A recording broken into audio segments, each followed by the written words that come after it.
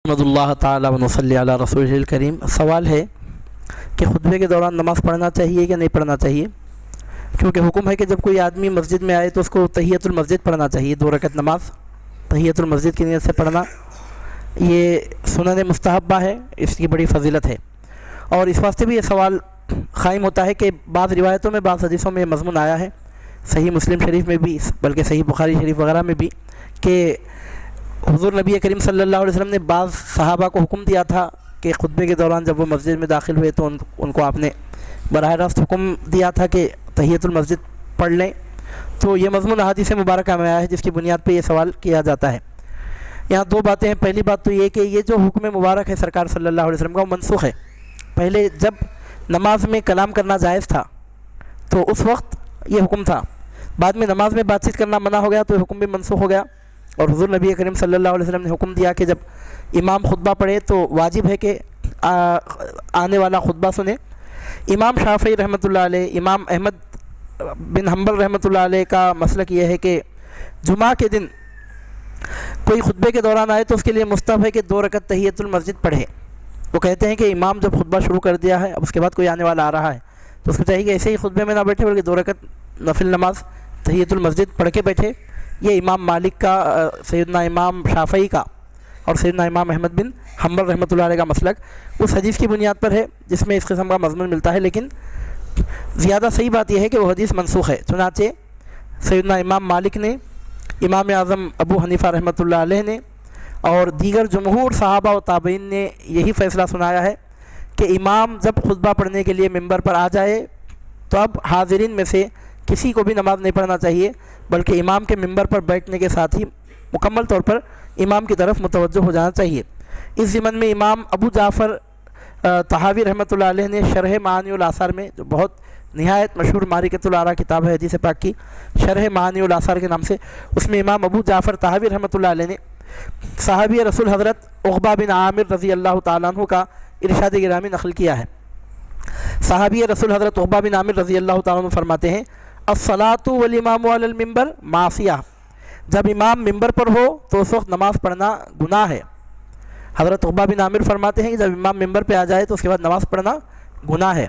इससे साबित होता है कि इमाम जब मिंबर पर आ जाए तो उसके बाद मस्जिद में आने वाले को चाहिए कि नमाज ना पढ़े, बल्कि खुतबा सुनने के लिए खामोशी के साथ बैठ जाए। और इसकी अखली दलील भी है कि तहियतुल मस्जिद पढ़ना मुस्तहब है। तहियतुल मस्जिद पढ़ना मुस्तहब, खुतबा सुनना वाजिब है, तो मुस्तहब काम के लिए वाजिब को कैसे तर्क किया जा सकता है। और इसकी दूसरी अखली दलील ये है कि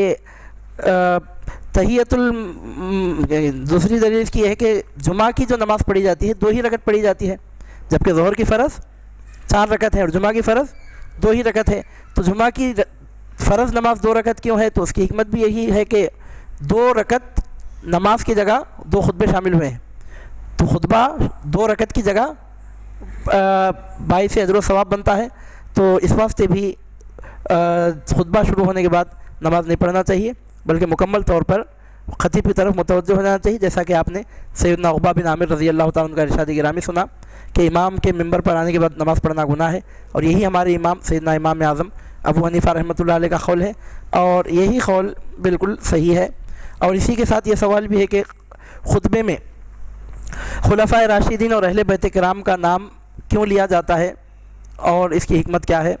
तो बात दरअसल ये है कि मुसलमान जब फ़िरक़ों में बढ़ गए, फ़ितने ख़वारिज का ज़ुहूर हुआ, फ़ितने रवाफ़िज़ का ज़ुहूर हुआ, तो राफ़िज़ियों के बारे में ये बात देखने में आती है कि वो सहाबा की अज़मत को तस्लीम नहीं करते, और ख़ारिजियों के बारे में ये बात देखने में आती है कि वह अहले बैत की अज़मत को तस्लीम नहीं करते। तो इस वास्ते अहले सुन्नत व जमात में ये तरीक़ा राइज हुआ कि खुतबों में खुलफ़ाए राशिदीन के नाम बतौर ख़ास लेते हैं ताकि राफ़िज़ियों का रद्द हो जाए, और अहले बैत किराम के नाम लेते हैं ताकि रवाफ़िज़ का रद्द हो जाए।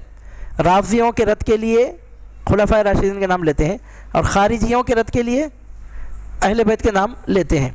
और वैसे भी यहाँ एक बात आपके पेश नज़र रहना चाहिए कि जुमा के दूसरे खुतबे में जो 5 चीज़ें सुन्नत हैं, उन 5 चीज़ों में से एक चीज़ ये भी है कि मुसलमानों के लिए दुआ की जाए। और जुमा के दूसरे खुतबे में सरकार की पूरी उम्मत के लिए, पूरे मुसलमानों के लिए दुआ की जाती है। اس میں خلفائے راشدین بھی شامل ہیں، پنجتن پاک شامل ہیں، اہل بیت پاک شامل ہیں، سیدتنا فاطمۃ الزہرا شامل ہیں، حسنین کریمین شامل ہیں، سیدنا حمزہ سیدنا عباس رضی اللہ عنہم شامل ہیں، سب شامل ہیں۔ دوسرے خطبے میں پورے مسلمانوں کے لیے دعا کی جاتی ہے، تو اس میں نام لیے بھی تو شامل ہیں، نام نہیں لینے پر بھی شامل ہیں، لیکن اہل سنت و جماعت میں جو طریقہ رائج ہوا کہ نام لے کر ان کے لیے دعا کی جاتی ہے، تو اس میں حکمت یہ ہے کہ اس سے اہل سنت و جماعت کا تشخص قائم ہوتا ہے، ان کی شناخت قائم ہوتی ہے، ان کا آئیڈینٹیفیکیشن قائم ہوتا ہے، یعنی خطبہ سننے والے کو اس بات کا اطمینان ہوتا ہے کہ جس مسجد میں آیا ہوں یہ مسجد نہ تو رافضیوں کی مسجد ہے نہ تو خارجیوں کی مسجد ہے۔ تو اس واسطے، اور ویسے بھی سرکار کی امت جب کسی کام کو قبول کرے اور پوری امت جب کوئی کام کرنے لگے تو اس طریقے کو چھوڑنے میں کوئی عقل مندی دانائی نہیں ہے، اور زمانے دراز سے اہل سنت و جماعت میں طریقہ ہے کہ جمعہ کے دوسرے خطبے میں خلفائے راشدین کا، اہل بیت کرام کا، یعنی بی بی فاطمہ کا، امام حسن کا، امام حسین کا، سرکار کے دونوں چچا حضرت حمزہ اور حضرت عباس کا نام لیا جاتا ہے۔ یہ لیا جانا چاہیے، یہ بہت اچھی چیز ہے اور اس پر مسلمانوں کا عمل رہا ہے، تو یہ بالکل جائز ہے، بلکہ باعث اجر و ثواب ہے، کیونکہ نیت خیر سے یہ عمل کیا جا رہا ہے۔ اللہ تعالیٰ سے دعا ہے کہ پروردگار عالم آپ کو، ہم کو مسلک حق اہل سنت و جماعت پر مضبوطی کے ساتھ قائم فرمائے۔ وما علینا